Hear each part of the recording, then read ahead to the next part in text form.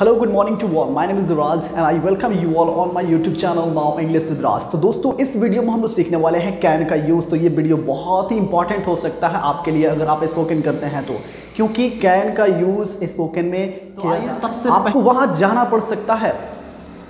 आज मुझे दिल्ली जाना पड़ सकता है, आज उसे यह काम करना पड़ सकता है। तो सकता शक्ति लास्ट में तो आएगा ही, कैन का प्रयोग होगा ही, लेकिन करना पड़ सकता है, ये चीज़ बहुत इंपॉर्टेंट हो जाता है। सबसे पहले हम समझते हैं कैन का प्रयोग। फर्स्ट रूल, सब्जेक्ट के साथ हम कैन का प्रयोग करते हैं, वर्ब का फर्स्ट फॉर्म यूज़ करते हैं। एग्जाम्पल देखिए, आई कैन स्पीक, मैं बोल सकता हूँ, मेरी क्षमता है। आई कैन स्पीक, मैं बोल सकता हूँ।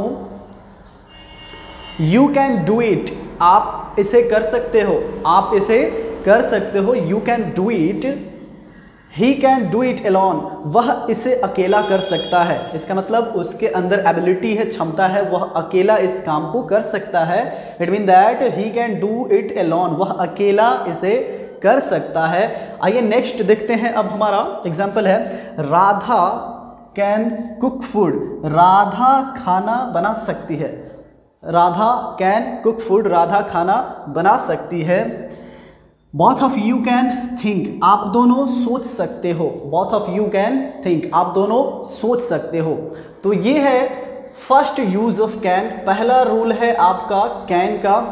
अब आइए नेक्स्ट हम रूल बढ़ते हैं। ये बहुत ही इंपॉर्टेंट है, क्योंकि अक्सर आप दोस्तों ऐसा बोला गया है, जैसे मुझे यह काम करना पड़ सकता है, आपको वहां जाना पड़ सकता है। आज मुझे दिल्ली जाना पड़ सकता है, आज उसे यह काम करना पड़ सकता है। तो सकता शक्ति लास्ट में तो आएगा ही, कैन का प्रयोग होगा ही, लेकिन करना पड़ सकता है, ये चीज़ बहुत इंपॉर्टेंट हो जाता है। ऐसे वाक्य हम बोलते भी हैं, तो आइए इसका भी प्रैक्टिस करते हैं और देख लेते हैं किस नियम से, रूल से बनता है। देखिए, सब्जेक्ट के बाद हम कैन लगाते हैं, फिर हैव का यूज़ करते हैं, plus infinitive two plus verb का first form.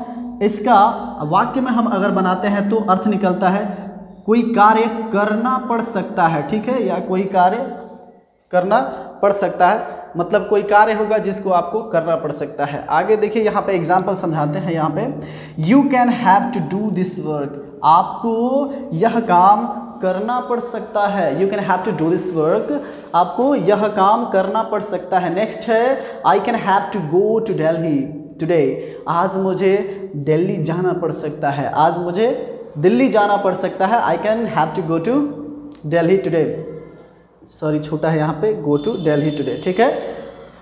I can have to go to Delhi today, आज मुझे दिल्ली जाना पड़ सकता है। नेक्स्ट है आपका, we can have to speak, हम लोगों को बोलना पड़ सकता है। We can have to speak, हम लोगों को बोलना पड़ सकता है।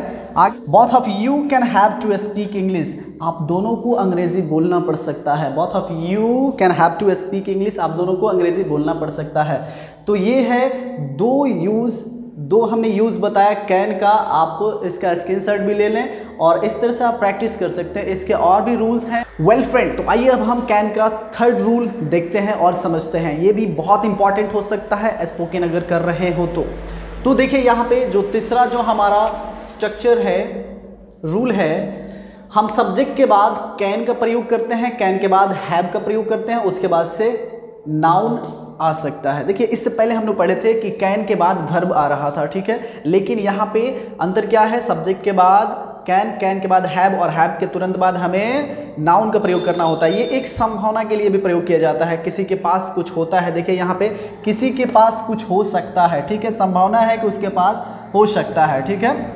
तो किसी के पास कुछ होने के लिए हम ऐसे स्ट्रक्चर पे इसको बनाते हैं सेंटेंस को। आइए समझ लेते हैं sentence. He can have mobile, उसके पास मोबाइल हो सकता है। He can have mobile. Next है, यू कैन हैव पेन, आपके पास कलम हो सकता है। You can have pen. Next है, both of you can have car, आप दोनों के पास कार हो सकता है।